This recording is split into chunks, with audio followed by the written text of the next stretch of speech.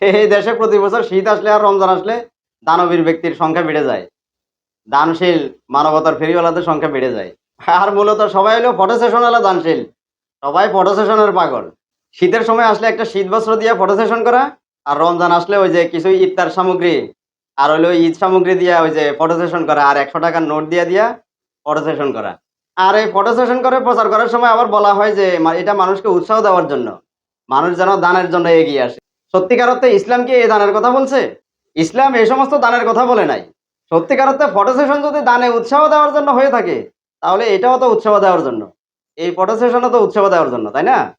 আমাদের দেশে যে সমস্ত বিত্তশালী, সম্পদশালী ধনী ব্যক্তিরা আছে, তারা যদি সত্যি প্রতি বছর যদি দান করে, গরিব মানুষের মধ্যে যদি দান করে, তাহলে এই দেশে কোনো গরিব মানুষ থাকে না।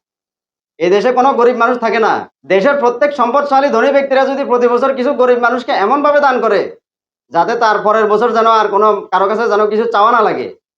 যাতে কিছু কর্মসংস্থানের ব্যবস্থা করে দেওয়া অথবা কোনো ব্যবসা-বাণিজ্যের ব্যবস্থা করে দেওয়া। তাহলে আর তার পরের বছর তাকে আর কারো কাছে কিছু চাইতে হবে না। সে নিজে অন্যকে দান করবে। এরকম দানের ব্যবস্থা করা। এই সমস্ত ৳১০০ করে ওই যে কিছু ঈদ সামগ্রী, কিছু ওই যে ইফতার দিয়ে, একটা শীতের শীতবস্ত্র দিয়ে এগুলা কিচ্ছু হবে না। এই গরিবই থেকে যাবে, গরিবেরা সংখ্যা আরো বাড়বে।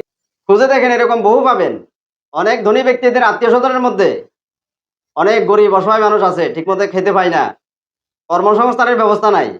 অনেক কষ্ট করে, লজ্জায় কারো কাছে হাত পাততে পারে না। লজ্জায় কারো কাছে হাত পাততে পারে না। অথচ ওই সমস্ত ধনী ব্যক্তিরা যদি নিজের আত্মীয়স্বজনের মধ্যে এই সমস্ত গরিব দেখে আশপাশে পাড়া প্রতিবেশী বা পরিচিত গরিব মানুষদের মধ্যে যদি এভাবে দান করে, কর্মসংস্থানের ব্যবস্থা করে দেওয়া বা ব্যবসা-বাণিজ্য ব্যবস্থা করে দেওয়া, এই সমস্ত যদি করে, তাহলে এই দেশে গরিব থাকে না। এই দেশে গরিব থাকে না। আবার দেখেন আমাদের দেশের কিছু দানশীল মানবতার ফেরিওয়ালা, ওই যে প্রধানমন্ত্রীর ত্রাণ তহবিল থেকে আসা ওই যে পণ্য, জিনিসপাতি, এগুলো নিজের আত্মীয়স্বজন, নিজের বন্ধু-বান্ধবকে বিলি করে। নিজের আত্মীয়স্বজনের মধ্যে বিলি করে। এরকম বহু আছে। এরকম শুধু উনি যে তা না, উনারা যে তা না, এরকম বহু আছে। বললে, বললে গরম ভাতে বিলাই ভেজাল।